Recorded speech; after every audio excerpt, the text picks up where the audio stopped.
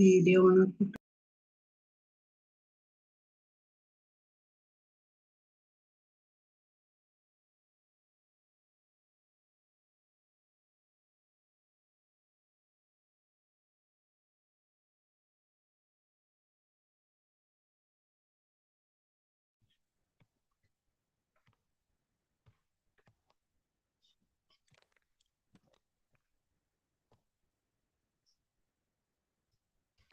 എല്ലാവർക്കും പ്രണാമ. രേഷ്ണ എല്ലാവർക്കും പ്രണാമം. പ്രഭു പ്രണാമം. രേഷ്ണ ഹരേ കൃഷ്ണ. നമുക്ക് പ്രാർത്ഥനയിലേക്ക് ഇറക്കാം. ഓം നമോ ഭഗവതേ വാസുദേവായ. ഓം നമോ ഭഗവതേ വാസുദേവായ. ഓം നമോ ഭഗവതേ വാസുദേവായ. ഓം നമോ ഭഗവതേ വാസുദേവായ. നാരായണം നമസ്കൃത്യം നരം ചൈവ നരോത്തമം ദേവീം സരസ്വതീം വ്യാസം തതോ ജയമുദിരേത് നഷ്ടപ്രായേഷു ഭദ്രേഷു നിത്യം ഭാഗവത സേവയാ ഭാഗവതേയുത്തമ ശ്ലോകേ ഭക്തിർഭവതി നഷ്ടകീ മൂകം കരോതി വാചാലം പങ്കും ലംഘയതേ ഗിരി യത്കൃപതമഹം വന്ദേ പരമാനന്ദമാധവം ശ്രീഗുരുദീനതാരിണം ശ്രീചൈതന്യമീശ്വരം ജ്ഞാനതിമിരാന്തസ്യ ജ്ഞാനാഞ്ജലശലാകയാ ചക്ഷുർമിലിതം യേന തസ്മൈ ശ്രീഗുരുവേ നമഃ. ശ്രീചൈതന്യം മനോഭീഷ്ടം സ്ഥാപിതം യേന ഭൂതലേ സ്വയം രൂപകഥാമഹ്യം തദാതി സഭാന്തികം വന്ദേഹം ശ്രീഗുരു ശ്രീയുതപദകമലം ശ്രീഗുരും വൈഷ്ണവാംസ ശ്രീരൂപം സാഗരജാതം സഹന രഘുനാഥാനിധം തം സജീവം സാദൈവം സാവധൂതം പരിജനസഹിതം കൃഷ്ണചൈതന്യദേവം ശ്രീരാധാകൃഷ്ണപാദാൻ സഹന ലളിത ശ്രീവിശാഖാനിം താംസ ഹേ കൃഷ്ണ കരുണ സിന്ധോ ദീനബന്ധോ ജലപദേ ഗോപേശ ഗോപികാ കാന്ത രാധാ കാന്ത നമസ്തുതേ തപ്തകാഞ്ചന ഗൗരാംഗീ രാധേ വൃന്ദാവനേശ്വരി വൃഷഭാനുസുതേ ദേവി പ്രണമാമി ഹരിപ്രിയേ വാഞ്ചാകൽപതരൂപേച്ഛ കൃപാ സിന്ധിഭ്യേവ ച പതിനാം ഭാവനേഭ്യോ വൈഷ്ണവേഭ്യോ നമോ നമഃ. നമോ വിഷ്ണുപാദായ കൃഷ്ണപ്രഷ്ടായ ഭൂതലേ ശ്രീമദേ ഭക്തിവേദാന്ത സ്വാമിന്നിധി നാമിനെ നമസ്തേ സാരസ്വദേവേ ഗൗരവാണി പ്രചാരിണേ നിർവിശേഷ ശൂന്യവാദി പാശ്ചാത്യദേശധാരിണേ ജയ ശ്രീകൃഷ്ണ ചൈതന്യ പ്രഭു നിത്യാനന്ദ ശ്രീ അദ്വൈത ഗദാധര ശ്രീവാസാദി ഗൗരഭക്തവൃന്ദ. ഹരേ കൃഷ്ണ കൃഷ്ണ കൃഷ്ണ ഹരേ ഹരേ ഹരേ രാമ രാമ രാമ ഹരേ ഹരേ. ഹരേ കൃഷ്ണ കൃഷ്ണ കൃഷ്ണ ഹരേ ഹരേ ഹരേ രാമ രാമ രാമ ഹരേ ഹരേ. ഹരേ കൃഷ്ണ കൃഷ്ണ കൃഷ്ണ ഹരേ ഹരേ ഹരേ രാമ രാമ രാമ ഹരേ ഹരേ. ഹരേ കൃഷ്ണ പ്രഭാതിക്ക് ജഗദേവ് ജനതകോടി വൈഷ്ണവ ഭക്തർക്ക് ജയ. ഹരേ കൃഷ്ണ. എല്ലാവർക്കും പ്രണാമം. അപ്പൊ നമ്മള് കഴിഞ്ഞ ക്ലാസ്സില് പ്രണാമം. ഹരേ കൃഷ്ണ പ്രണാമം. നമ്മള് നോക്കിയിരുന്നത് ഏതായിരുന്നു? ഭൗതിക പ്രകൃതിയുടെ ത്രിഗുണങ്ങൾ അല്ലേ? അതിൽ എത്രാമത്തെ ശ്ലോകമായത്? നമ്മള്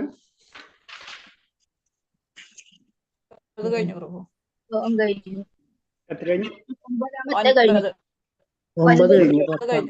9 കഴിഞ്ഞല്ലേ? ആ 3 ഗുണങ്ങളെ പറ്റി ഒന്ന് ജസ്റ്റ് ഒന്ന് പറയാണ് 9ാമത്തെ ശ്ലോകത്തിൽ അല്ലേ? സത്വം രജോ തമോ ഗുണത്തിനെ പറ്റി ജസ്റ്റ് ഒരു ഇൻട്രൊഡക്ഷൻ പോലെ പറഞ്ഞു തരാണ്. ഇതിൽ എത്രയും വരെ സ്ലൈഡ് എത്രയും വരെ എന്ന് ഓർമ്മയുണ്ടോ? സ്ലൈഡ് ഇല്ലായിട്ടില്ല. സ്ലൈഡ് ഇത് മാത്രമേ എഴുതിയിട്ടില്ല പ്രഭു. 16ാമത്തെ സ്ലൈഡ് വരെ ഉണ്ടായിരുന്നു. അതായത് ഭക്തിശാസ്ത്രയുടെ നമ്മളെ ശ്ലോകം 1 to 3 14 to 18. ഓക്കെ ഇത്രയും വരെ അത് മാത്രമേ കാണിച്ചിട്ടുള്ളൂ. ഇത്ര ആയിട്ടുള്ളൂ. ഓക്കെ ഹരേഷ്ണ. അപ്പൊ ഇതിലാണ് നമ്മൾ 17ാമത്തെ സ്ലൈഡിൽ തന്നെയാണ് കിടക്കുന്നത്. എന്റെ ആൻസർ 9ാമത്തെ സ്ലൈഡിന്റെ. ഓം നമോ ഭഗവതേ വാസുദേവായ. ഓം നമോ ഭഗവതേ വാസുദേവായ. ഓം നമോ ഭഗവതേ വാസുദേവായ. അപ്പൊ ഇതിൽ 9ാമത്തെ ശ്ലോകത്തിൽ പറഞ്ഞ സത്വം സുഖ സംജയതേ രജാകർമ്മണി ഭാരത ജ്ഞാനാവൃത തോതമ പ്രമാദേ സംജയദാതൃത. അപ്പൊ ഇതില് പറയുന്നത് എന്താണ്? അല്ലയോ ഭാരതപുത്ര, സത്വഗുണം ഒരാളെ സുഖം കൊണ്ട് ബന്ധിക്കുമ്പോൾ ഇവിടെയാണ് പ്രശ്നം അല്ലെ? നമ്മൾ സത്വഗുണത്തിൽ കടക്കണം എന്ന് പറഞ്ഞാലും അവിടെ ചെന്ന് അവിടെ എന്താണ്? സുഖത്തിൽ ബന്ധസ്ഥനായി മാറും. അതാണ് നമ്മളെ വീണ്ടും പിടിച്ചു നിർത്തുന്നത് ഈ ഭൗതിക ലോകത്തിൽ.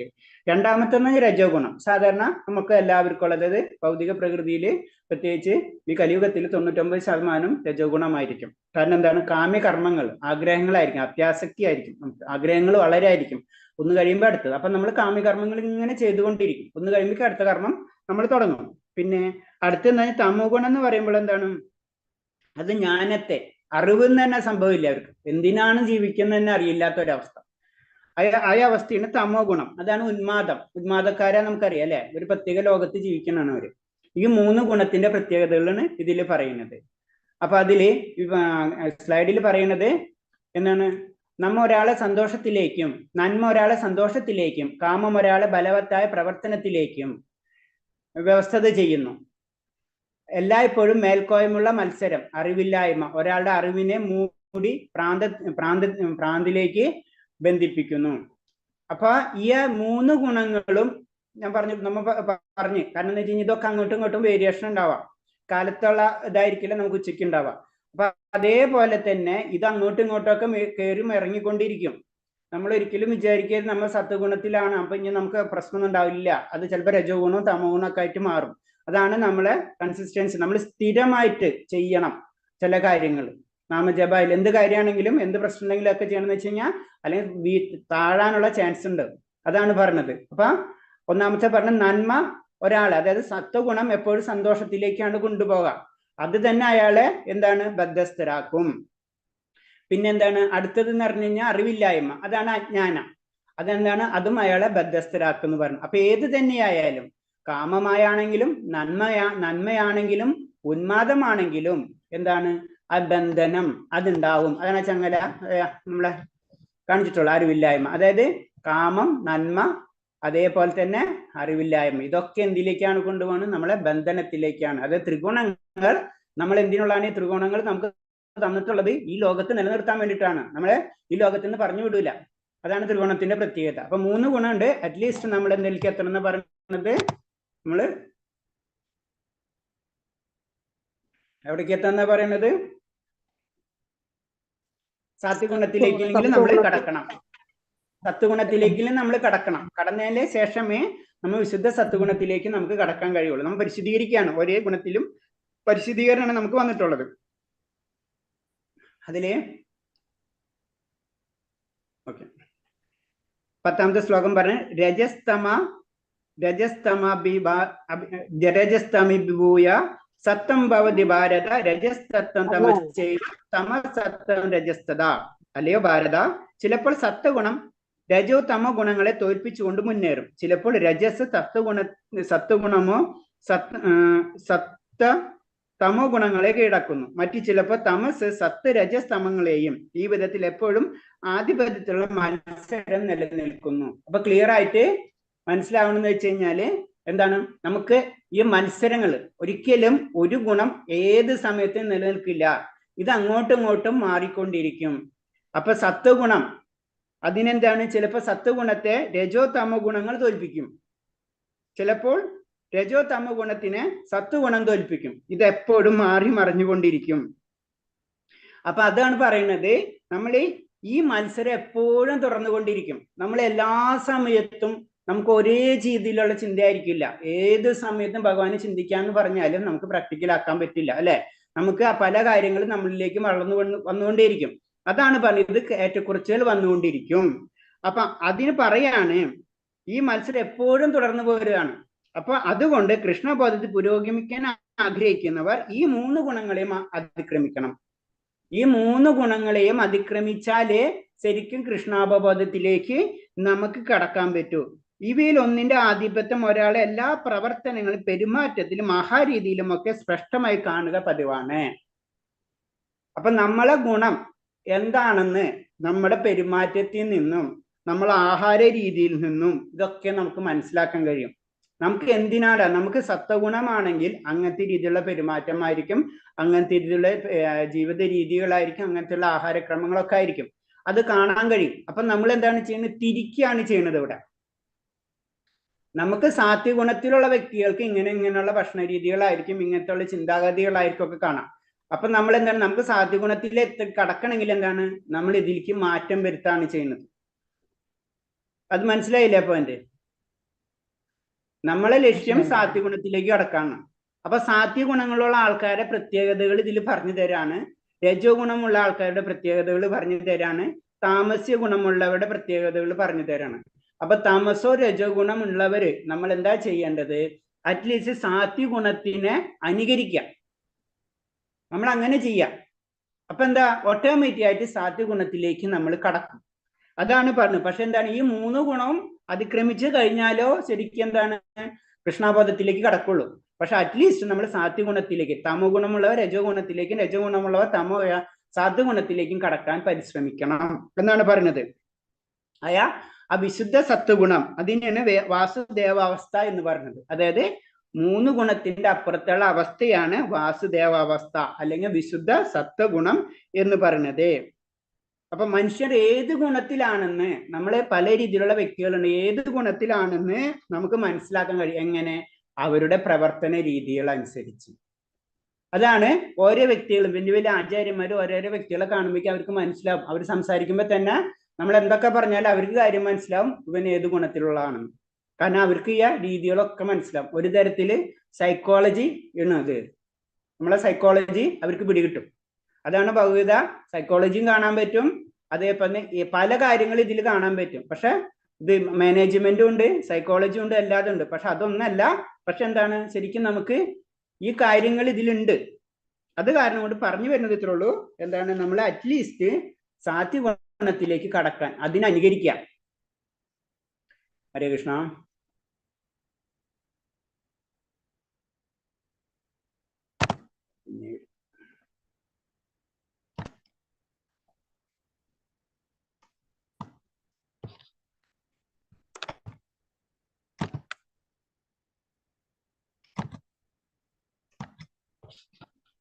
അടുത്ത ഞാൻ എടുക്കട്ടെ. ഹരേ കൃഷ്ണ.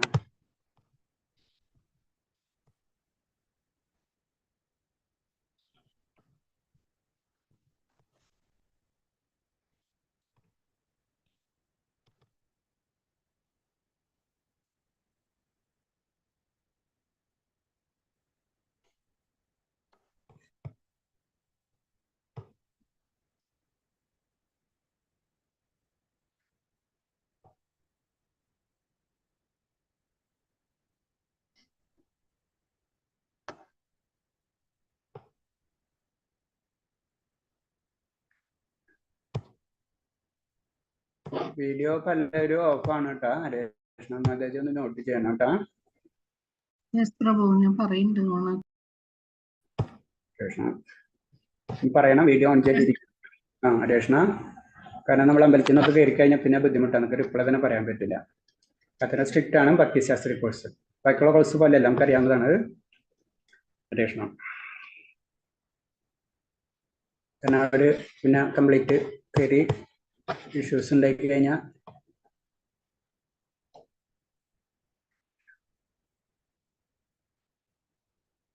എന്തെങ്കിലും മനസ്സിലാകത്തുണ്ടെങ്കിൽ ചോദിക്കണം. ഹരേ കൃഷ്ണ.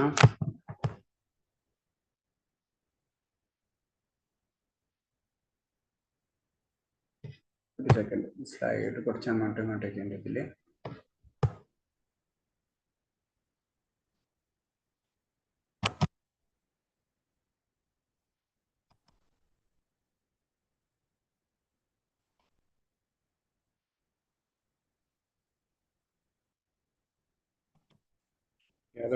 ഹരേ കൃഷ്ണ. അപ്പൊ 3 ഗുണത്തിനെ പറ്റിയാണ് 12-ാം അധ്യായത്തിൽ പറയുന്നത്, 10-ാം ശ്ലോകത്തിൽ പറയുന്നത്. അതായത് ഒരു ഗുണം പെർമനന്റ് അല്ല. ഇപ്പൊ ഒരു വ്യക്തി തമോ ഗുണമാണെന്ന് വെച്ച് കഴിഞ്ഞാൽ അവനിനി ഒരിക്കലും സത്വഗുണത്തിലേക്ക് കടക്കാൻ കഴിയില്ല എന്നൊന്നില്ല. കടക്കാൻ കഴിയും. ഇത് അങ്ങോട്ടും ഇങ്ങോട്ടൊക്കെ കയറും ഇറങ്ങിക്കൊണ്ടിരിക്കുകയാണ്. പക്ഷെ എപ്പോഴും ശ്രദ്ധിക്കണം എന്നാണ് ഇതിൽ ചുരുക്കി പറഞ്ഞു തരുന്നത്.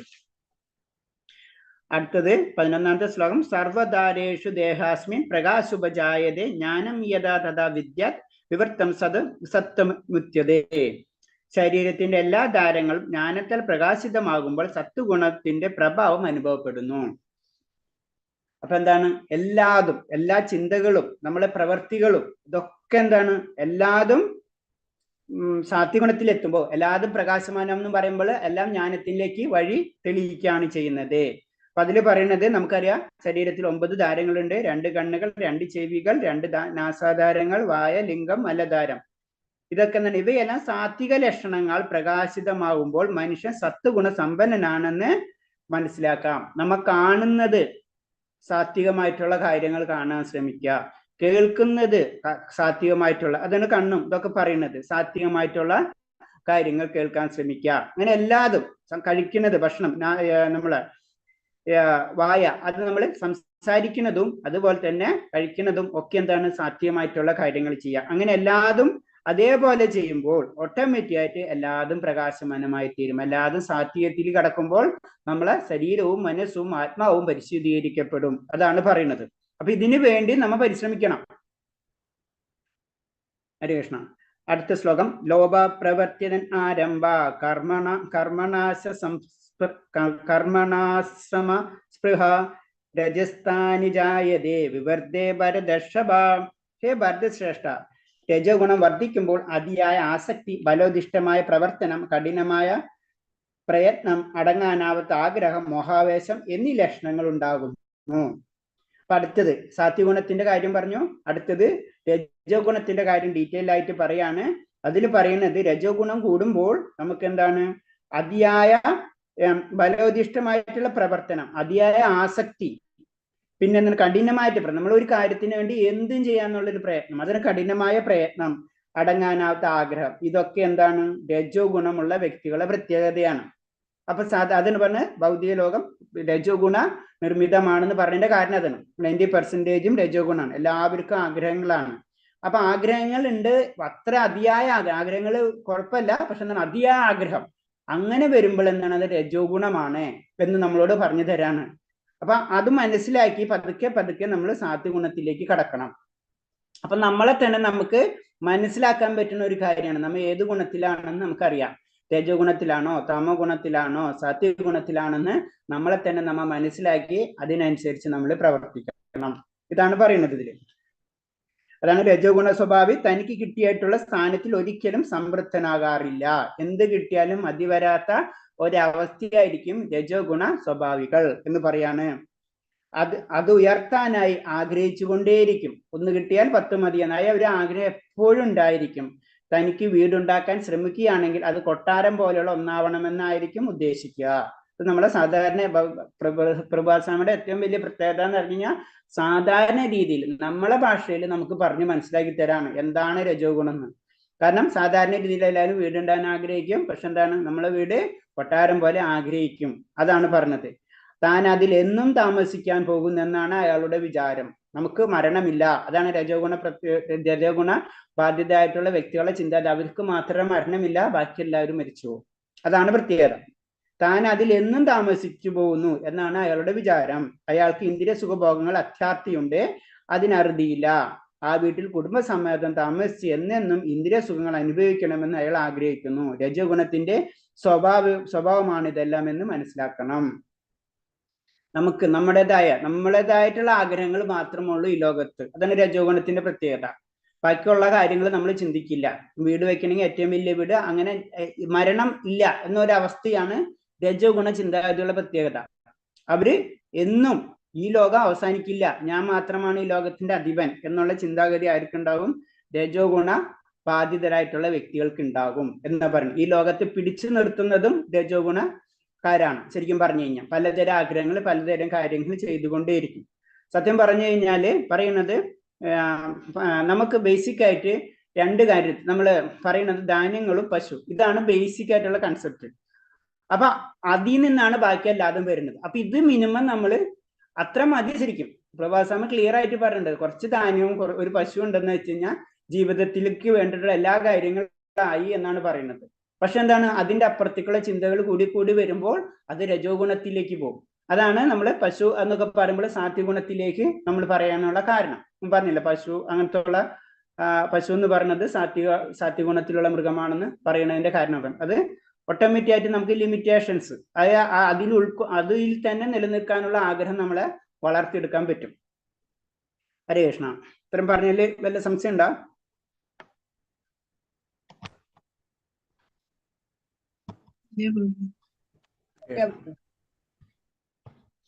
ഇതിൽ നിന്ന് നമുക്ക് എന്താ മനസ്സിലാവുന്നത് ബേസിക് ആയിട്ട്? അതായത് ഒരിക്കലും നമ്മൾ രജോ ഗുണം പെർമനന്റ് അല്ല, തമോ ഗുണവും പെർമനന്റ് അല്ല, സാത്വിക ഗുണവും പെർമനന്റ് അല്ല. നമ്മൾ സാത്വിക ഗുണത്തിൽ നിന്ന് രജോ ഗുണത്തിലേക്കും താഴാം, രജോ ഗുണത്തിൽ നിന്ന് തമോ ഗുണത്തിലേക്കും താഴാം. അത് നമ്മൾ ശ്രദ്ധിക്കണം എന്നാണ് ഇതിൽ ചുരുക്കി പറയുന്നത്. അപ്രകാശോ പ്രവൃത്യശ്ച പ്രമാദോ മോഹ ഏവച തമസ്താനി ജായതേ വിവർത്തേ കുരുനന്ദന. തമോ ഗുണം വളരുമ്പോൾ തേജസ്സില്ലായ്മ, അകർമ്മണ്യ, പ്രമാദം, വ്യാമോഹം എന്നിവ പ്രകടമാകുന്നു. ഇത് തമോ ഗുണത്തിലുള്ള പ്രത്യേകതകൾ പറയാണ്.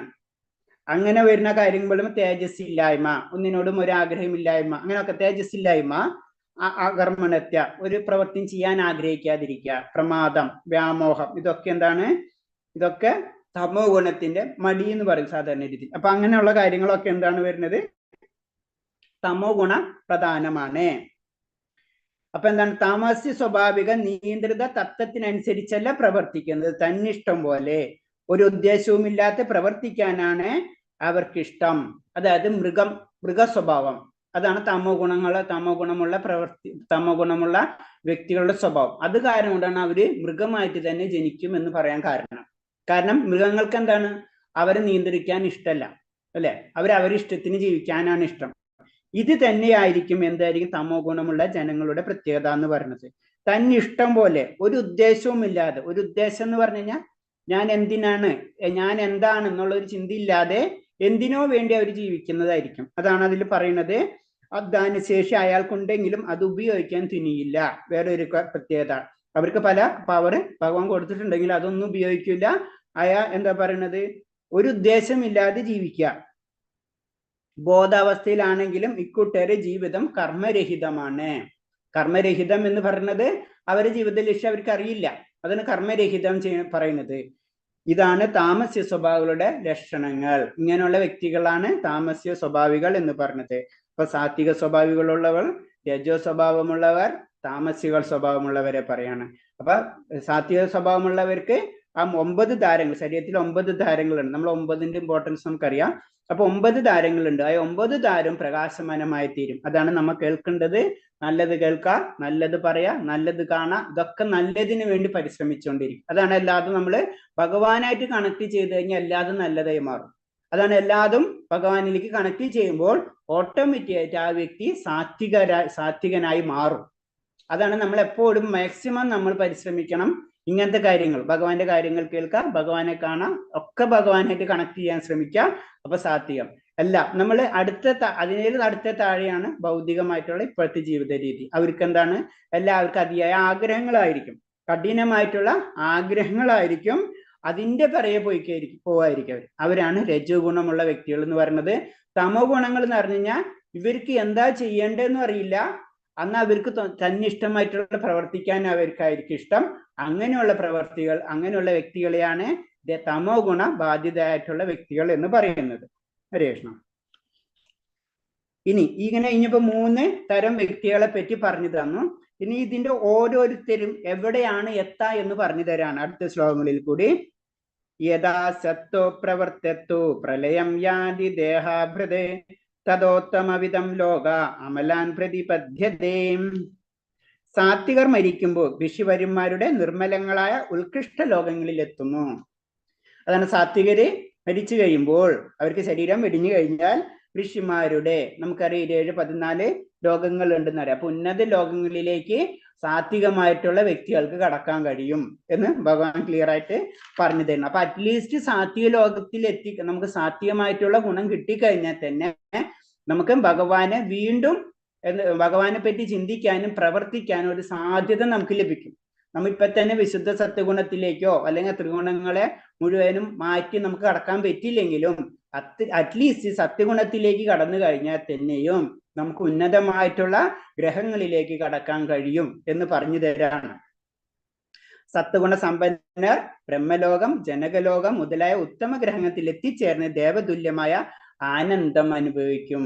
അപ്പം നമ്മൾ പറഞ്ഞിട്ടുണ്ട്, എവിടെയും ആനന്ദമുണ്ട്, പക്ഷെ പരമാനന്ദം ഭക്തിയുടെ പരിപൂർണ ആനന്ദം ലഭിക്കുന്നില്ല എന്നുള്ളൂ. പക്ഷെ എന്താണ്? ഉയർന്ന ലോകത്തിലേക്ക് കടക്കും തോറും ആനന്ദം നമുക്ക് ലഭിച്ചുകൊണ്ടിരിക്കും. ഇപ്പൊ നമുക്കറിയാം, ഒരു മൃഗത്തിനെ അപേക്ഷിച്ച് മനുഷ്യജന്മം നല്ലതാണ് എന്നതുപോലെ മനുഷ്യജന്മത്തിനേലും നല്ലതാണ് ദേവന്മാരുടെ ജന്മം. അതാണ് ഇതിന്റെ ചുരുക്കം. അവിടെയും പ്രശ്നങ്ങളുണ്ട്, പക്ഷെ എന്താണ്? ഇവിടത്തിനേലും അത്ര പ്രശ്നം അവിടെ ഉണ്ടാവില്ല. ഇപ്പൊ മൃഗങ്ങൾക്കിടയിൽ പ്രശ്നങ്ങളുണ്ട്, പക്ഷെ അവർക്കത് കൺട്രോൾ ചെയ്യാനോ അത് മാറ്റാനൊന്നും പറ്റില്ല. പക്ഷെ മനുഷ്യജന്മത്തിന് അത് മാറ്റാനും കുറച്ചും കൂടെ ഉയർന്ന തലത്തിൽ ജീവിക്കാനും കഴിയും. അത് തന്നെയാണ് ദേവന്മാരുടെ അവസ്ഥ. അവർ അതിനേലും ഉയർന്ന ലെവലിലായിരിക്കും അവരുടെ ജീവിത രീതി. അതാണ് സത്വഗുണ സമ്പന്നർ ബ്രഹ്മലോകം ജനകലോകം മുതലായ ഉത്തമ ഗ്രഹങ്ങൾ എത്തിച്ചേർന്ന് ദേവതുല്യമായ ആനന്ദം അനുഭവിക്കും. സത്വഗുണത്തിൽ വർത്തിക്കുമ്പോൾ മരിക്കുന്നവർ ഋഷിവര്യന്മാരും മഹാഭക്തരും വാഴുന്ന ഗ്രഹങ്ങളിലേക്ക് വരും. കാരണം എന്താണ്? ഓട്ടോമാറ്റിക് ആയിട്ട് അവർക്ക് കാരണം എന്ന് വെച്ചാൽ സത്വഗുണം എന്ന് പറഞ്ഞാൽ പാർഷ്യലി ഭഗവാനെ ആരാധിക്കേണ്ട അവസ്ഥയിലേക്ക് എത്തിച്ചേർന്നിട്ടുണ്ടാവും. അപ്പൊ എന്താണ്? ഭഗവാനെ ആരാധിക്കുന്ന സ്ഥലങ്ങളിലേക്ക് തന്നെ ഉയർത്തപ്പെടും നമ്മൾ. അതാണ് ഉയർന്ന ഗ്രഹങ്ങൾ. ഭക്തന്മാരും അതേപോലെ തന്നെ ഋഷിവര്യന്മാരും വാഴുന്ന ഗ്രഹങ്ങളിലേക്ക് നമ്മൾ ഉയരും എന്ന് പറഞ്ഞതിന്റെ കാര്യം. അപ്പൊ അറ്റ്ലീസ്റ്റ് അതിന് പറഞ്ഞാൽ നമ്മൾ മാക്സിമം ട്രൈ ചെയ്യാം. നമുക്കറിയാം നമ്മൾ രജോ തമോ ഗുണങ്ങളാണ് നമ്മൾക്ക് കൂടുതൽ ഉണ്ടാവുക ജനറൽ ആയിട്ട്. നമ്മൾ അതിൽ നിന്ന് പതുക്കെ പതുക്കെ സാത്വിക ഗുണത്തിലേക്ക് എത്താം. അതിന് ഏറ്റവും ഷോർട്ട് കട്ടായിട്ട് പ്രഭുസ്വാമി പറഞ്ഞു തരുന്നത് എന്താ? നാമം ജപിക്കുക, ഭഗവാനോട് ബന്ധപ്പെട്ടിട്ടുള്ള സേവനങ്ങൾ ചെയ്യുക. ഇതൊക്കെ എന്താണ്? ഞാൻ അതങ്ങോട്ട് ചോദിക്കുമ്പോൾ ഒരു ചോദ്യം, നമ്മൾ സേവനങ്ങൾ ചെയ്യുമ്പോൾ എന്താണ് നമുക്ക് കിട്ടാം? നമ്മൾ പറയുമല്ലോ ഭക്തിയുത സേവനങ്ങൾ എന്ന് പറയില്ല. ഭക്തിയുത സേവനങ്ങൾ എന്ന് പറയുമ്പോ എന്താണ്?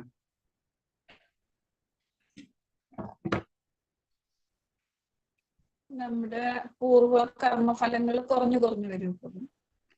ഹരേ കൃഷ്ണ. നമ്മൾ ഭക്തിയുത സേവനങ്ങൾ ചെയ്യുമ്പോൾ എന്തൊക്കെയാണ് ബെനിഫിറ്റ്സ് ആണ് നമുക്ക് കിട്ടുന്നത്? കാര്യങ്ങൾ ഭഗവാനിലേക്ക് ഉയർത്തുന്ന സേവനങ്ങളാണ്. അതായത് സത്സംഗത്തിൽ സേവനം ചെയ്യുന്നത് ആണെങ്കിൽ ഗുരുവിന്റെ വാണിയാണല്ലോ നമ്മള് സേവനം. ഭക്തിയുത സേവനം എന്ന് പറയുമ്പോൾ സേവനത്തിനാണ് ഇമ്പോർട്ടൻസ്. അതാണ് അതിലൂടെ മാത്രമേ ആ സേവനം ചെയ്യുമ്പോൾ നമുക്ക് എന്താണ് ലഭിക്കുന്നത്? നമ്മള് മുൻജന്മങ്ങൾ ഉണ്ടാക്കിയ ആ പാപങ്ങളുടെ കുറഞ്ഞുകൊണ്ട് വരും. ചേതോദർപ്പണമാർജനം. ഓക്കെ, ചേതോദർപ്പണമാർജനം അതൊക്കെ. പക്ഷെ നമുക്ക് ശരിക്കും നമ്മൾ ഉള്ളിൽ ഫീൽ ചെയ്യാൻ എന്തായിരിക്കും? ആരോട് ദേഷ്യവും എല്ലാരോടും ഒരുപോലെ സ്നേഹമായിരിക്കും. എല്ലാരെയും ഒരുപോലെ കാണാൻ പറ്റും നമുക്ക്. അതല്ലേ പ്രഭു? ബുദ്ധിയോടെ കാണാൻ പറ്റും എല്ലാവരെയും. നമുക്ക് തന്നെ നല്ല പ്യൂരിഫിക്കേഷൻ വരും അല്ലേ? നമ്മളെല്ലാവരോടും പറയല്ലേ, നമ്മൾ എപ്പോഴും പറയുന്നത് ഭക്തിയുത സേവനങ്ങൾ ചെയ്യണം അല്ലെ, സർവീസ് ചെയ്യണം എന്ന് പറയണതിന്റെ കാരണം എന്നാണ് ചോദിക്കുന്നത്. നമ്മള് ഭക്തിയുത സേവനങ്ങൾ ചെയ്യുമ്പോൾ ഇപ്പൊ എക്സാമ്പിള് നമ്മളിപ്പോ ഫോൺ വിളിക്കാൻ പറയും. ഫോൺ വിളിച്ചുകൊണ്ട് നമുക്ക് എന്താ കിട്ടുക? ഒരു വ്യക്തിനെ ഭക്തിയുത സേവനങ്ങൾക്ക് വേണ്ടി നമ്മൾ ട്രൈ ചെയ്യും അല്ലെ. പ്രഭു മാതാജി ഒന്ന് ക്ലാസ്സിൽ കയറൂ എന്നൊക്കെ വിളിച്ചു പറയും. അതുകൊണ്ട് നമുക്ക് എന്താ ബെനിഫിറ്റ്? നമുക്ക് എന്ത് ഗുണം അതുകൊണ്ട്?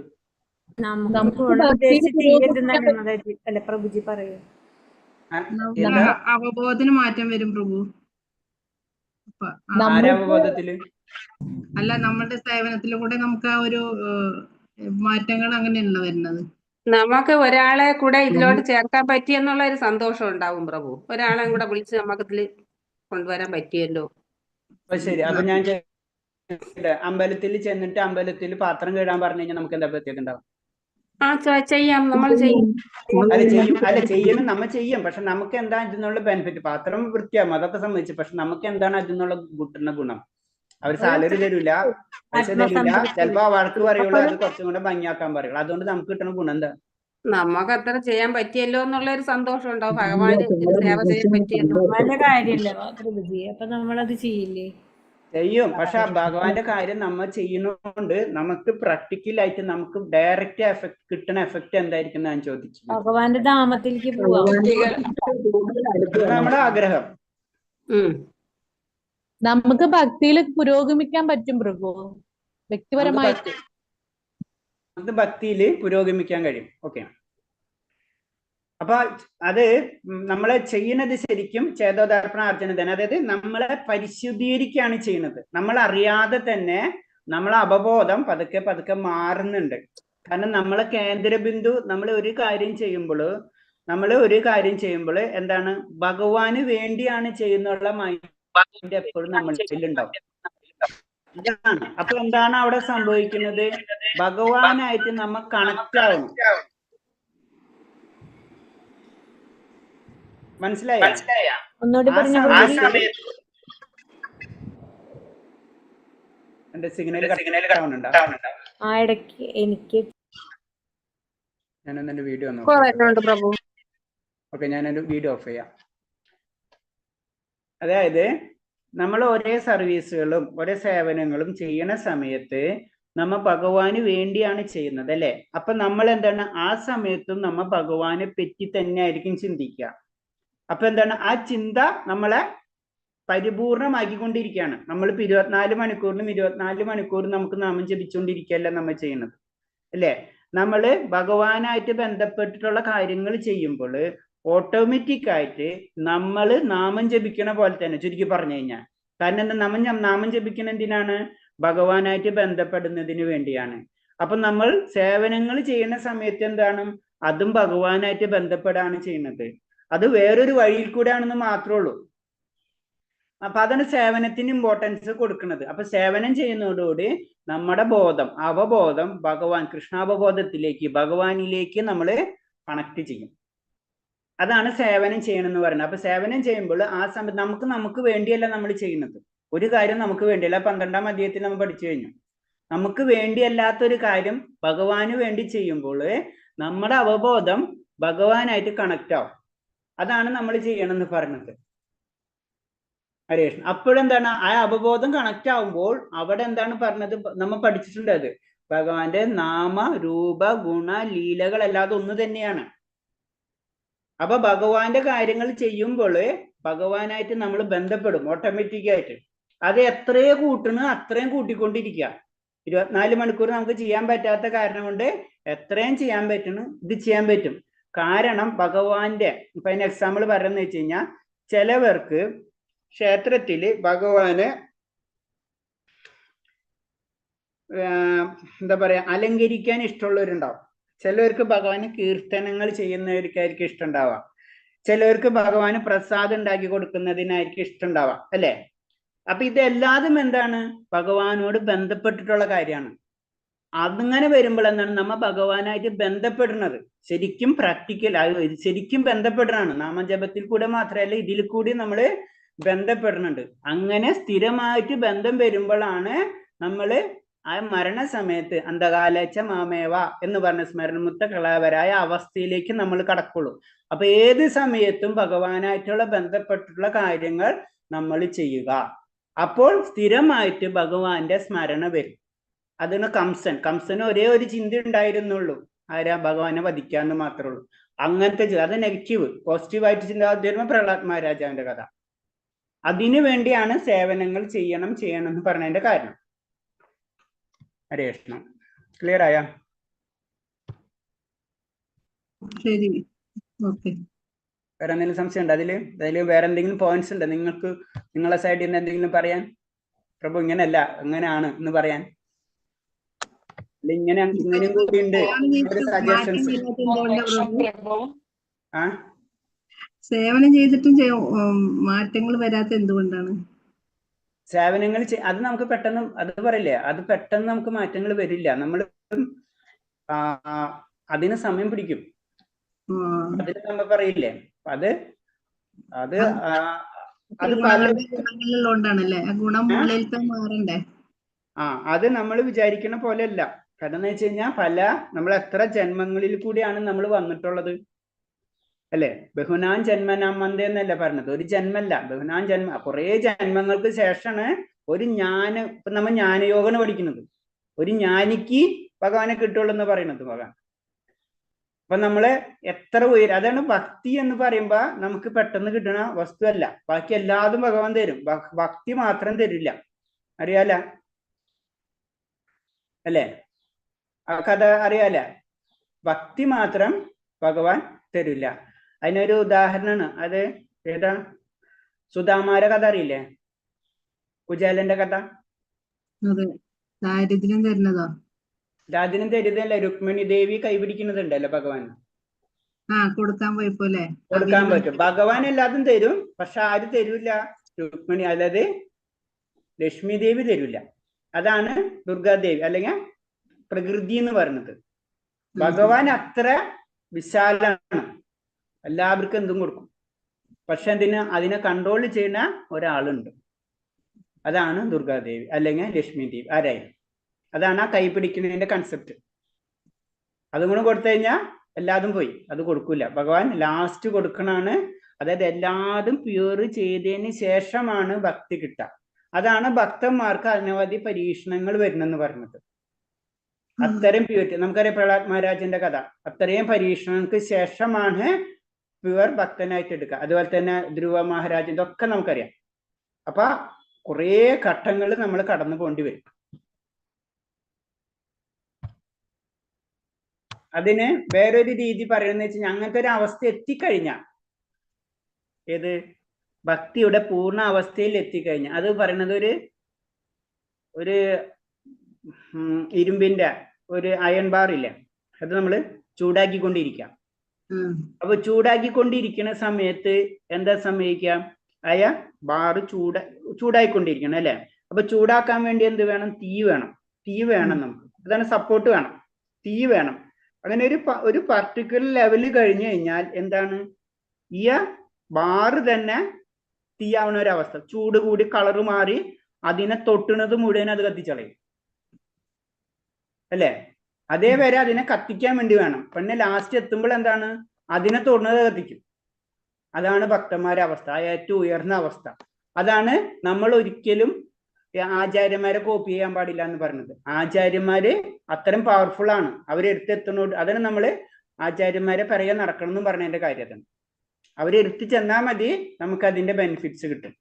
അപ്പൊ അതിന് സത്സംഗങ്ങളിൽ നമ്മൾ കൂടുതൽ കണക്ട് ചെയ്യാൻ പറയുന്നതിന്റെ കാരണം അതാണ്.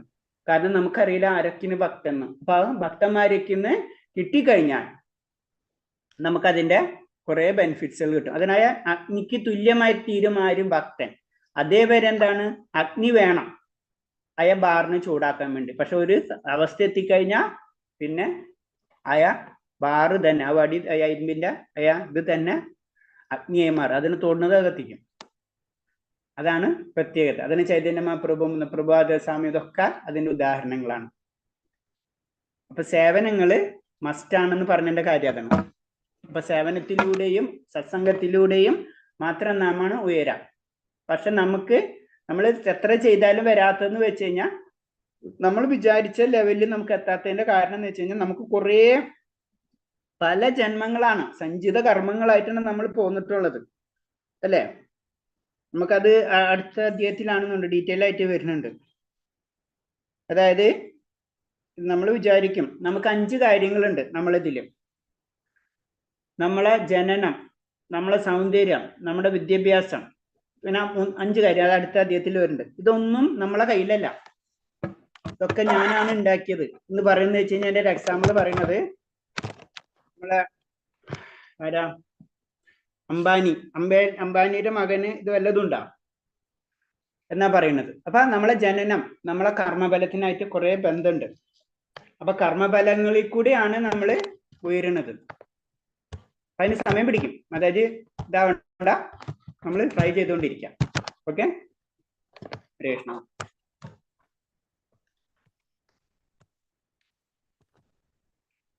നമുക്ക് മനസ്സിലാക്കാൻ പറ്റുന്ന ഒരു ഘട്ടം ഏതായിരിക്കും പ്രഭു? ഘട്ടം എന്ന് പറഞ്ഞാൽ നമ്മൾ 3 കാര്യം പഠിച്ചല്ലോ: ശ്രദ്ധ, സാധുസംഗ, ഭജനക്രിയ, അനർത്ഥ നിവൃത്തി. അപ്പൊ ശ്രദ്ധ, സാധുസംഗ, ഭജനക്രിയ, ഇത് അനർത്ഥ നിവൃത്തി വരെ നമ്മൾ ചെയ്തുകൊണ്ടിരിക്കും. നമ്മൾ നോക്കണ്ട, നമ്മൾ ചെയ്യേണ്ട കാര്യം ഇത്രയുണ്ട്, അത് നമ്മൾ ചെയ്യണം. ശ്രദ്ധ, സാധുസംഗ, ഭജനക്രിയ, അനർത്ഥ നിവൃത്തി. അനർത്ഥ നിവൃത്തിയുടെ ഘട്ടമാണ് എല്ലാവരും നിൽക്കുന്നത്. അത് പലരും, ചിലർ പറയണില്ല, ചിലർ പറയുന്നുണ്ടെന്നുള്ള, എല്ലാവർക്കും ഈ പ്രോബ്ലം ഉണ്ട്. നമ്മൾ വിചാരിച്ച ലെവലിൽ നമുക്ക് എത്താത്ത പോലെ നമുക്ക് ഫീൽ ചെയ്യും. അത് തന്നെ നമ്മൾ ഉയർച്ചയാണ്. നമ്മൾ ചിന്തിക്കുക, നമുക്ക് എത്ര ചെയ്താലും നമ്മൾക്ക് അതാവണില്ലല്ലോ എന്ന് ചിന്തിക്കുന്നത് തന്നെ നമ്മുടെ ഉയർച്ചയാണ്. ഹരേ കൃഷ്ണ. അപ്പൊ അത് അവസ്ഥ അത് നമ്മൾ അറിയാതെ വരും. അത് പിന്നെ പ്രത്യേകത എന്ന് വെച്ച് കഴിഞ്ഞാൽ, എത്ര ഉയർന്ന വ്യക്തിയാണെങ്കിലും എന്താ പറയാ, ഭക്തന്റെ ദാസാന് ദാസ ആയ അവസ്ഥയായിരിക്കും.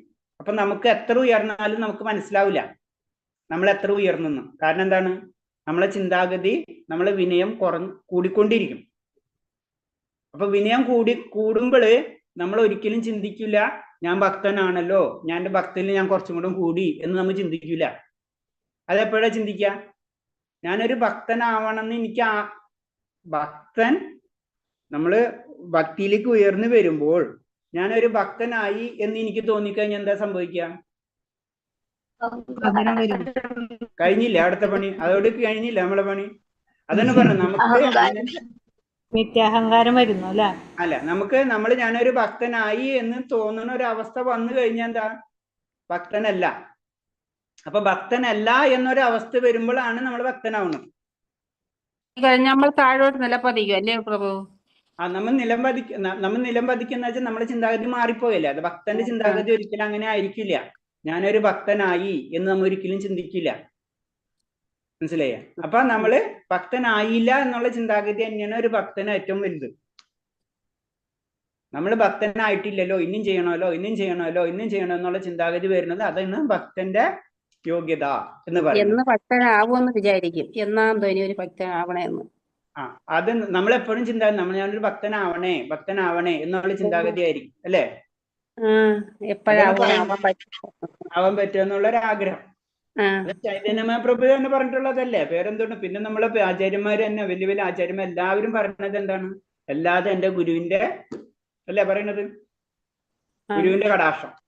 പ്രഭാസ്വാമി ആയാലും പറയാൻ എല്ലാവരും അങ്ങനെയാണ് പറഞ്ഞത്. ഞാനൊന്നുമില്ല. മോളിലേക്ക് നോക്കി കഴിഞ്ഞാൽ എല്ലാവരും അങ്ങനെയാണ് പറയുന്നത്. അപ്പൊ നമ്മള് ചിന്തിക്കുക, ഞാൻ ഭക്തനാവാണ്, നമ്മൾ പരിശ്രമിക്കുന്നുണ്ടല്ലോ, എനിക്ക് ആവാൻ പറ്റുന്നില്ല എന്ന് നമുക്ക് മനസ്സിൽ വന്നാൽ തന്നെ നമ്മൾ പാർഷ്യലി നമ്മൾ വിജയിച്ചു. മനസ്സിലായോ? കുറച്ചെങ്കിലും ഭക്തി ഉണ്ട്, അല്ലെങ്കിൽ നമുക്ക് അങ്ങനത്തെ ചിന്ത വരില്ല. അല്ലെങ്കിൽ നമ്മ പണ്ട് എങ്ങനെയായിരുന്നു? വളരെ സിമ്പിൾ ആയിട്ട് ഞാൻ ചോദിക്കാം. കൃഷ്ണപദത്തിലൊക്കെ ഒന്നും വരുന്നില്ലെങ്കിൽ നമ്മള് സാധാരണ ഒരു ക്ഷേത്രത്തിലൊക്കെ പോയി കുറച്ച് പുഷ്പാഞ്ജലിയൊക്കെ ചെയ്ത് കഴിഞ്ഞ് കഴിഞ്ഞാൽ വളരെ ഞാൻ വലിയൊരു ഭക്തനായി എന്നുള്ള ചിന്താഗതിയായിരുന്നു അല്ലെ? ഇപ്പൊ നമുക്ക് മനസ്സിലാവുന്നുണ്ട് ഇതൊന്നും ഒരു ഭക്തയല്ലാന്ന്. പഠിക്കാൻ പറ്റി കുറച്ച് കാര്യങ്ങൾ. പഠിക്കാൻ പറ്റിയപ്പോ കാര്യങ്ങൾ നമുക്ക് മനസ്സിലാവുന്നത് നമ്മൾ ഭക്തൻ അല്ലാന്ന്, അല്ലെങ്കിൽ ഭക്ത അല്ലാന്ന് നമുക്ക് മനസ്സിലാവണം. ഒന്നും അറിയാൻ വയ്യ. ആദ്യം എങ്ങനെയായിരുന്നു?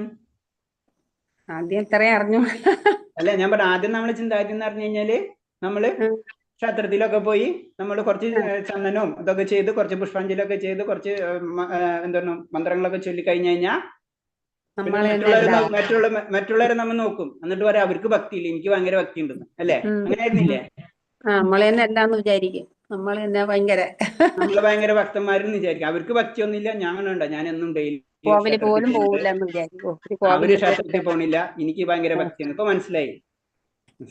അത് തന്നെയാണ് ഭക്തന്മാരെ നമ്മൾ ഭക്തിയിലേക്ക് ഉയരണന്റെ ലക്ഷണങ്ങൾ. അതാണ് നമ്മൾ ഭക്തനല്ലാന്ന് നമ്മൾ എന്ന് മനസ്സിലാക്കണേ. അതാണ് നമ്മളെ ഭക്തിയിലേക്ക് വരേണ്ട ഫസ്റ്റ് സ്റ്റെപ്പ്. ഹരേകൃഷ്ണ. അത് തന്നെ ഞാൻ വേറെ ഒരു കഥ കേട്ടിട്ടുള്ളത്, മുഴുവൻ എനിക്കറിയില്ല. അതായത് ഒരു ഗുരു ഒരു ശിഷ്യനെ സ്വീകരിക്കുകയാണ്. അപ്പൊ ശിഷ്യൻ ചെല്ലാണ്. അപ്പൊ ശിഷ്യനോട് ഫസ്റ്റ് പറയണത്, ആദ്യം തന്നെ നീ കേട്ടതും പഠിച്ചതും ആദ്യം കളയാം, എന്നിട്ട് നീ എൻ്റെ ഒന്ന് കേൾക്കാം. കാരണം അത് വെച്ചിട്ട് കമ്പയർ ചെയ്ത് വന്നു കഴിഞ്ഞാൽ നീ വരില്ല എന്നാ പറയുന്നത്. അപ്പൊ നമുക്ക് കാര്യങ്ങൾ മനസ്സിലാവുമ്പോൾ എന്താണ് നമുക്ക് മനസ്സിലാവും ഞാൻ ഭക്തനല്ല, ഞാൻ ഭക്തനാവാൻ പരിശ്രമിക്കും. അതിന് നമ്മൾ എപ്പോഴും പറയാ എന്താ ചെയ്യണത്? നമ്മൾ ആരാണ്? ഭക്തി പ്രാക്ടീസ് ചെയ്യുന്നവരാണ് അല്ലെ? നമ്മ ഭക്തി പ്രാക്ടീസ് ചെയ്യുന്നവരാണ്. പലവർക്കും പല തുടക്കക്കാരെങ്കിലും ആവാൻ വേണ്ടി നമ്മൾ പരിശ്രമിക്കണം. അതന്നെ തുടക്കക്കാരാണ് ആരാ? പ്രഭാസ്വാമി പറയുന്നത് 16 മാല നാമം 16 മാല നാമം ജപിക്കാൻ 4 യമനിയമങ്ങളും ചെയ്താലോ നമ്മൾ LKG അഡ്മിഷൻ കിട്ടിയിട്ടുള്ളൂ. മനസ്സിലായി? പിന്നെ എവിടെയാണ് PhD, പിന്നെ അതൊക്കെ എവിടെയാണ് എടുക്കുന്നത് നമുക്കറിയില്ല. ഇത് ഇനീഷ്യൽ സ്റ്റെപ്പാണ്. ഇത്രയെങ്കിലും നമ്മൾ ചെയ്യണം. ഓക്കെ.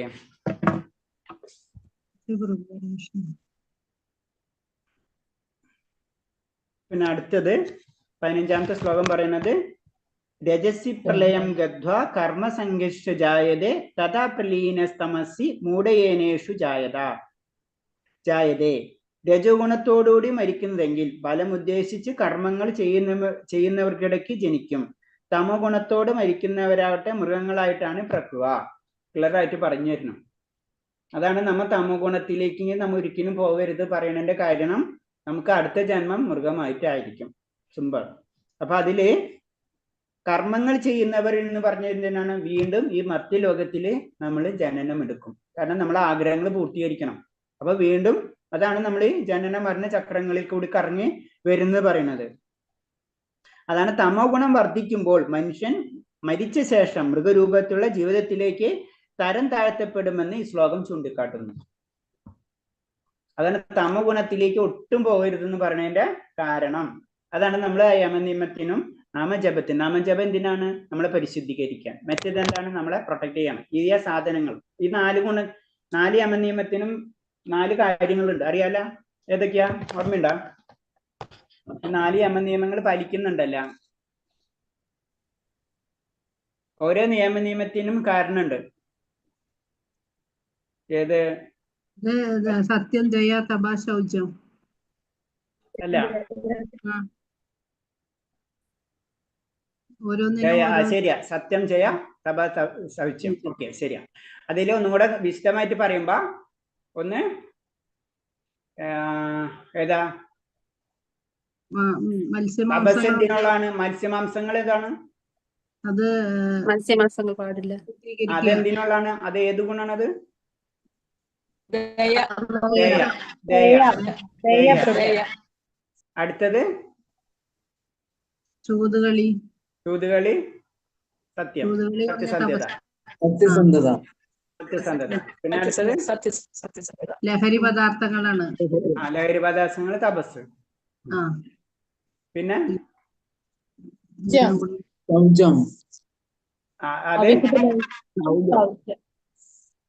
സത്യസന്ധത, പിന്നെ പവിത്രത അല്ലേ അടുത്തത്. അപ്പൊ ഈ 4 ഗുണങ്ങളാണ്. അപ്പൊ ഈ 4 ഗുണങ്ങളും നമ്മളെ പ്രൊട്ടക്ട് ചെയ്യാണ്. കൂടാതെ മറ്റേത് എന്താണ്? നാമജപം നമ്മളെ മനസ്സിനെ പരിശുദ്ധീകരിക്കുകയാണ് ചെയ്യുന്നത്. അപ്പൊ ഇത് നമ്മൾ ബേസിക് ആയിട്ട് ചെയ്തു പോകണം. അതാണ് നമ്മൾ പറഞ്ഞു ഇനീഷ്യൽ സ്റ്റെപ്പ് അതാണ്. അപ്പൊ ഇത് ചെയ്യുന്നതോടുകൂടി നമ്മൾ എന്താണ്? ഈ തമോ ഗുണത്തിലേക്ക് പോകൂല. പ്രത്യേകത അതാണ്. അത് തമോ ഗുണത്തിലേക്ക് ഇറങ്ങൂല. തമോ ഗുണത്തിലേക്ക് പോയി കഴിഞ്ഞാൽ നമ്മൾ അടുത്ത ജന്മം കൺഫേം ആണ്. എന്താ? മൃഗം. അതാണ് പ്രശ്നം. മൃഗജന്മത്തിലേക്ക് നമ്മൾ പോകും. അപ്പൊ മൃഗജന്മത്തിലേക്ക് പോയി കഴിഞ്ഞാൽ കുഴപ്പം എന്താണ്? ഇല്ലല്ലോ. അല്ല, ഒരുപാട് ജന്മങ്ങൾ എടുത്തല്ലേ മനുഷ്യജന്മം കിട്ടണത്.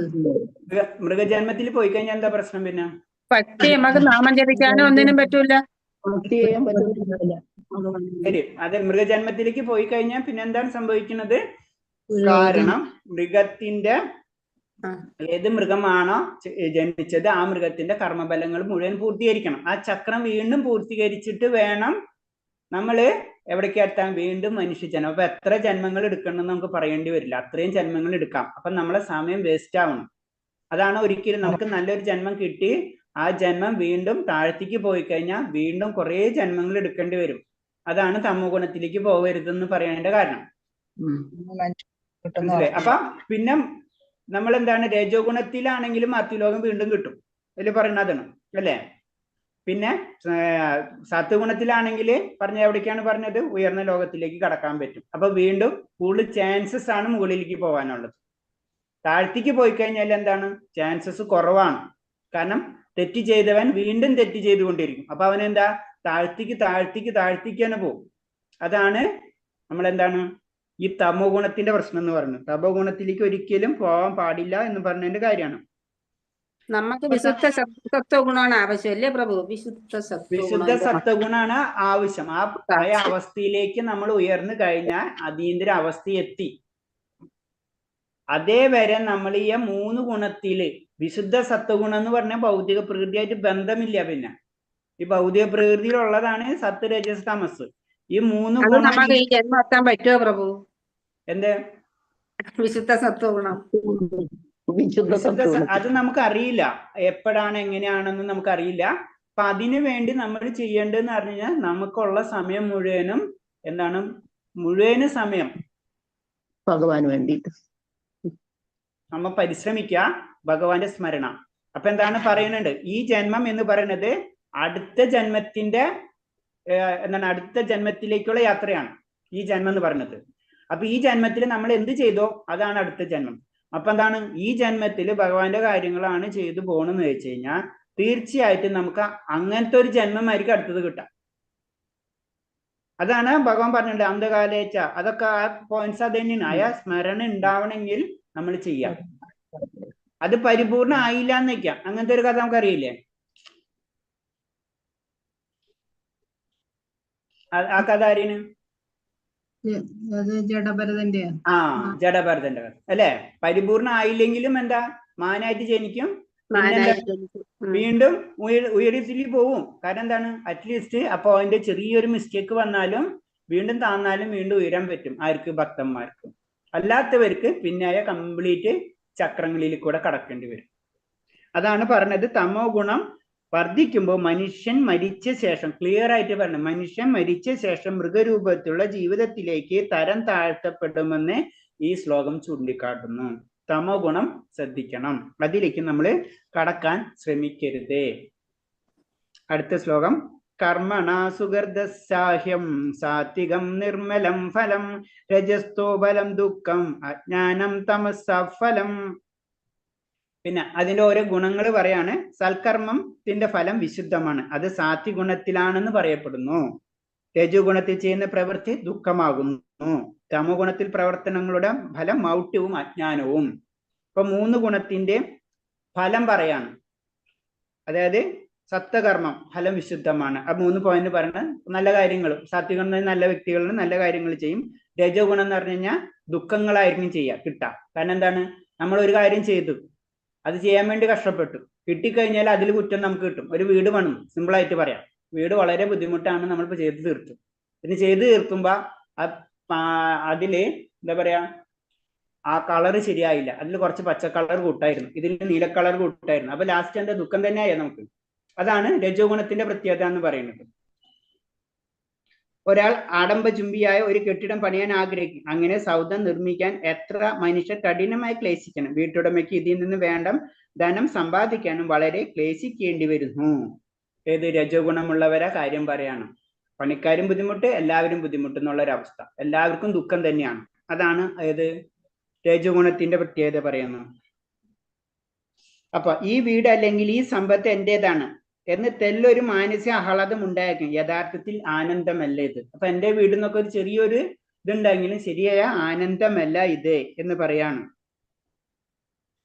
പിന്നെ തമോ ഗുണത്തിന്റെ പ്രത്യേകത വീണ്ടും പറയുന്നത്, മൃഗങ്ങളുടെ ജീവിതത്തിനായിട്ടാണ് തമോ ഗുണത്തിനെ താരതമ്യം ചെയ്യുക. അതെന്താണ്, മൃഗങ്ങളുടെ ജീവിതം നമുക്കറിയാം ദുരിതപൂർണമാണ്, ഒരു സംശയമില്ല. അപ്പോഴെന്താണ്, അതേപോലെ തന്നെയാണ് തമോ ഗുണം ബാധിച്ചവര്, അവർക്കത് അറിയണില്ല എന്നുള്ളൂ. മൃഗങ്ങൾക്ക് അറിയണില്ല അവരുടെ ജീവിതം എന്ത് ദുരിതപൂർണമാണ്. നമുക്കറിയാം മൃഗങ്ങളുടെ ജീവിതം ദുരിതപൂർണമാണ്.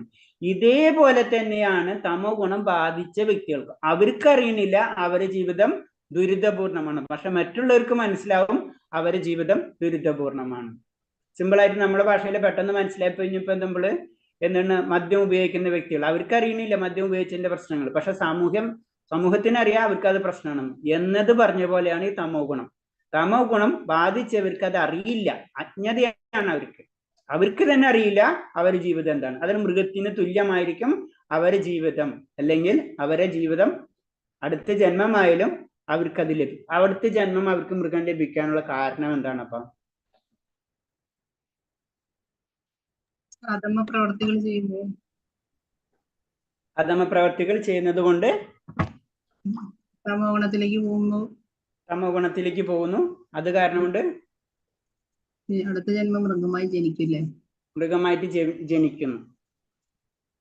അപ്പൊ ശരിക്കും പറഞ്ഞു കഴിഞ്ഞാൽ മൃഗമായിട്ട് അതിന്റെ കാരണം ഒന്നും കൂടെ ആരെങ്കിലും പറയാൻ പറ്റും? എന്തുകൊണ്ടാണ് ആ വ്യക്തി തമോ ഗുണം ചെയ്ത കാരണം കൊണ്ട് ആ വ്യക്തി മൃഗമായിട്ട് പോകുന്നു?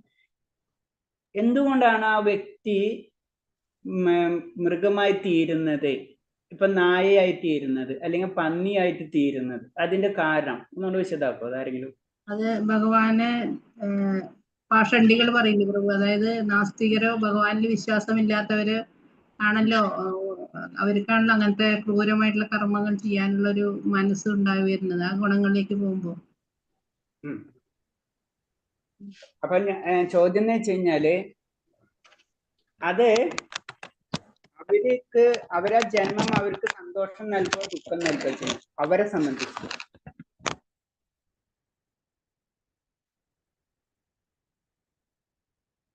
ഞാൻ സിമ്പിളായിട്ട് ഞാനൊരു എക്സാമ്പിൾ പറയാം. ഞാൻ പന്നിയുടെ ലെവലിലാണ് ജീവിത രീതിയാണെന്ന് വിചാരിക്കാം. അപ്പോ എനിക്ക് അടുത്ത ജന്മം പന്നിയായിട്ട് ലഭിക്കും. അതെന്താണ് ഭഗവാൻ അങ്ങനെ കൊടുക്കാൻ കാരണം? ഒരു നായയുടെ രീതിയിലാണ് ജീവിത രീതി നയിക്കുക. അവൻ അടുത്ത ജന്മം നായയായിട്ട് ജനിക്കും. ഒരു വ്യക്തി സാത്വികമായിട്ട് ജീവിക്കുകയാണെന്ന് വെച്ച് കഴിഞ്ഞാൽ അടുത്ത ജന്മം ദേവന്മാരെ അവസ്ഥയിലേക്ക് എത്തും. അതെന്താണ് ഭഗവാൻ അങ്ങനെ കൊടുക്കാൻ കാരണം? അവനെ കർമ്മഫലമല്ലേ. നമുക്ക് എന്താണ് താല്പര്യം? നമുക്ക് കൂടുതൽ ശരി മാതാജി പറഞ്ഞു.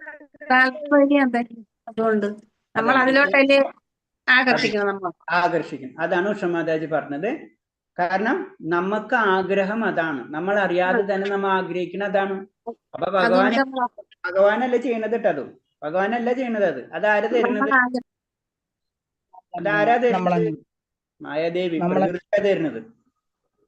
ഭഗവാൻ ഇതിലൊന്നും യാതൊരു റോളും ഇല്ല. ഇവിടെ എന്ത് സർക്കസ് കളിച്ചോ അവിടെ ഒരു കുഴപ്പമില്ല. മനസ്സിലായ? ഒരു ജയിലിൽ നിന്ന് അടുത്ത ജയിലിലേക്ക് ഇടാ, ഇതൊക്കെ മായാദേവിയാണ് ചെയ്യുന്നത്. അപ്പോ നമ്മുടെ ആഗ്രഹം എന്താണ്? നമുക്ക് നായയുടെ ജീവിത രീതിയാണ് ആഗ്രഹം എന്ന് മനസ്സിലാക്കി കഴിഞ്ഞാൽ ഈ മനുഷ്യജന്മം കൊണ്ട് നായയുടെ ആഗ്രഹങ്ങൾ പൂർത്തീകരിക്കാൻ പറ്റില്ല. നായനെ പോലെ ജീവിക്കാൻ നമുക്ക് മനുഷ്യ ശരീരം കൊണ്ട് പറ്റില്ല. അപ്പൊ എന്ത് ചെയ്യും? അങ്ങനത്തെ ഒരു ശരീരം നമുക്ക് നായയുടെ രീതിയിൽ തന്നെ എൻജോയ് ചെയ്യേണ്ട ഒരു ശരീരം നമുക്ക് അടുത്തത് തരാണ് ചെയ്യുന്നത്. നമുക്ക് നായനെ പോലെ ജീവിക്കണം, പക്ഷെ മനുഷ്യ ശരീരം കൊണ്ട് നമുക്ക് കൊമ്പും കോലും ഒന്നും ഇല്ല, അല്ലെ? പല്ല് അങ്ങനത്തെ അല്ല. അപ്പൊ നമുക്ക് അടിക്കാനും മുറിക്കാനും പറ്റൂല. നമുക്ക് ആഗ്രഹം ഉണ്ട് അങ്ങനെയൊക്കെ അടിച്ചു കഴിക്കാൻ. അപ്പൊ എന്ത് ചെയ്യും? അടുത്ത ജന്മത്തില് അതേപോലെ നമുക്ക് ഫുൾ എൻജോയ് ചെയ്യാൻ വേണ്ടിയിട്ടുള്ള ശരീരം തരും. അതാണ് തമോ ഗുണത്തിലുള്ള പ്രത്യേകത. തമോ ഗുണത്തി രീതിയിൽ നമ്മൾ സ്വഭാവം ആർജിച്ചു കഴിഞ്ഞു കഴിഞ്ഞാൽ നമുക്ക് അങ്ങനത്തെ ശരീരം തരും. സാത്വികഗുണത്തിലുള്ള നമ്മൾ ആർജിച്ചു കഴിഞ്ഞു, നമ്മൾ ആർജിക്കണം. എന്ത് ഗുണം? ആർജിച്ചു കഴിഞ്ഞു കഴിഞ്ഞാൽ അങ്ങനത്തെ ശരീരം. അതാണ് അത് ഭഗവാൻ, അതായത് മായാദേവി തരാണ്. നിനക്ക് ഇതാണ് ഇഷ്ടം, നീ ഇതേപോലെ ചെയ്യും. നിനക്ക് ഏതൊക്കെ ഇഷ്ടം എല്ലാ ഇഷ്ടവും നടത്തിക്കൂടെ, ഒരു പ്രശ്നമില്ല. ഇതൊക്കെ കഴിഞ്ഞിട്ട് മുകളിലേക്ക് പോയാൽ മതി. അതേവരെയും ഈ ഭൗതിക ലോകത്തിൽ കിടന്ന് കറങ്ങാം. കാരണം ഇത് വീണ്ടും കറങ്ങി എന്ത് കിട്ടും? ഇതിങ്ങനെ കറങ്ങിക്കൊണ്ടിരിക്കും. അനേകം ജന്മങ്ങള് നമ്മളിങ്ങനെ കറങ്ങും. പെട്ടെന്ന് മായ വന്ന് പിടിക്കുമല്ലേ ബാബു? മായയുടെ പ്രത്യേകത ഞാൻ പറഞ്ഞില്ലേ, ഞാൻ അതിനിപ്പോ ഒരു കഥ പറഞ്ഞത്. ആരാ? രുക്മിണിയല്ലേ ഭഗവാന്റെ കൈ പിടിച്ചത്? മനസ്സിലായില്ലേ? അതായത് ഭഗവാനെ തന്നെ കൊടുക്കേണ്ട അവസ്ഥ വരുമ്പോൾ എന്ത് ചെയ്യും? ആര്? മായാദേവി അല്ലെങ്കിൽ ലക്ഷ്മി ദേവി പിടിക്കും. മനസ്സിലായ? ലക്ഷ്മി ദേവി എല്ലാം കൊടുക്കും. അതല്ലേ ആർക്ക്? കുചേലനെ എല്ലാതും കൊടുക്കുന്നുണ്ട്, അല്ലേ? എല്ലാതും കൊടുത്ത് എത്ര ഐശ്വര്യങ്ങൾ എന്തൊക്കെ കൊടുത്തു, പക്ഷെ ഭഗവാന് മാത്രം കൊടുക്കൂല. മനസ്സിലായില്ലേ? അതാണ് ഭക്തൻ ഒരു ലിമിറ്റ് കഴിഞ്ഞാൽ എല്ലാതും കൊടുക്കും. അങ്ങനെങ്കിലും ഭഗവാനെ വിളിക്കാതിരിക്കാൻ വേണ്ടി. മനസ്സിലായി? ഭഗവാനെ കിട്ടണമെങ്കിൽ ഇതെല്ലാതും വിടണം. ഏത്? തിരിക്കണം. ഐശ്വര്യങ്ങളൊന്നും ഉണ്ടാവില്ല പരിപൂർണമായിട്ട്. അതല്ലേ ധ്രുവ മഹാരാജാവിന്റെ കഥ. ഒന്നും വേണ്ടാത്ത അവസ്ഥ. പ്രഹ്ലാദ് മഹാരാജന്റെ ആ അവസ്ഥയിൽ മാത്രമേ ഭഗവാന് കിട്ടുള്ളൂ. അതേവരെ മായാദേവി. അപ്പൊ നമുക്ക് കുറെ സൗഭാഗ്യങ്ങൾ കിട്ടുമ്പോ അത് നമ്മളെ ഭഗവാനിൽ നിന്ന് അകത്താണ് ചെയ്യുന്നത്. അതാണ് സന്യാസിമാര് എല്ലാത്തിൽ നിന്ന് മാറി നിൽക്കുന്നത്. വലിയ സന്യാസിമാരെ ശ്രദ്ധിച്ചു, അവരെല്ലാത്തിൽ നിന്ന് മാറി നിൽക്കുന്നത്. ഇതൊക്കെ എന്താണ്? മായാദേവി ഇങ്ങനെ എടുത്ത് ഇങ്ങനെ ഓരോന്നും എല്ലാ സൗഭാഗ്യ ദേവത വന്ന് ക്യൂ നിൽക്കും. അങ്ങനെയാ പറയാ. എന്താ വേണ്ടത്? ഭഗവാനെ മാത്രം തരാണ്ടിരിക്കാൻ വേണ്ടി എല്ലാ പരിപാടികളും ചെയ്യും. അപ്പൊ നമ്മളെ സംബന്ധിച്ച് ഇത്ര നമ്മളെ ലെവലിക്കും നമ്മളായിട്ടില്ല. നമുക്കത് നമ്മള് അറ്റ്ലീസ്റ്റ് നമ്മൾ നാമജപം, അറ്റ്ലീസ്റ്റ് നമ്മൾ എന്താണ് സാത്വികഗുണത്തിലേക്ക് പോകാനുള്ള പരിപാടികളാണ് നമ്മൾ ചെയ്തുകൊണ്ടിരിക്കുന്നത്. ഉയർന്ന ലെവലിലുള്ള ഭക്തന്മാരെ കാര്യമാണ് പറഞ്ഞത്. മനസ്സിലായി? നമ്മൾ ആ തലത്തിലൊക്കെ എത്തിക്കഴിഞ്ഞാൽ പല പരീക്ഷണം. അതിൽ പ്രഭാത് സ്വാമിയുടെ റൈറ്റപ്പ്, നിങ്ങളെ ബുക്ക് വായിക്കണമെങ്കിൽ നല്ലതായിട്ട് ഒരു ബുക്ക് ഉണ്ട്. ആ ബുക്കിൽ എഴുതിയിട്ടുണ്ട്. പ്രഭാതര കംപ്ലീറ്റ് ഹിസ്റ്ററി ആ കഥകൾ എഴുതിയിട്ടുള്ളതിൽ പ്രഭാസ്വാമിയുടെ ലാസ്റ്റ് പലതും ഇങ്ങനെ നഷ്ടപ്പെട്ട് ലാസ്റ്റ് ഒരു കട അങ്ങനെ എന്തൊക്കെ ഉണ്ടായി, അതൊക്കെ ഇങ്ങനെ നഷ്ടപ്പെട്ടിട്ട് ആ സമയത്ത് പ്രഭാസ്വാമി ചിരിക്കണ ഒരു രംഗമുണ്ട്. കാരണം എല്ലാതും എടുത്ത് കളയും. എല്ലാതും നമ്മളേക്കൊന്ന് എടുത്തു കഴിഞ്ഞു കഴിഞ്ഞാൽ അപ്പൊ ചിന്തിച്ചോ ഭഗവാന്റെ ഭക്തനായി മാറി എന്ന് നമുക്ക് മനസ്സിലാക്കാം.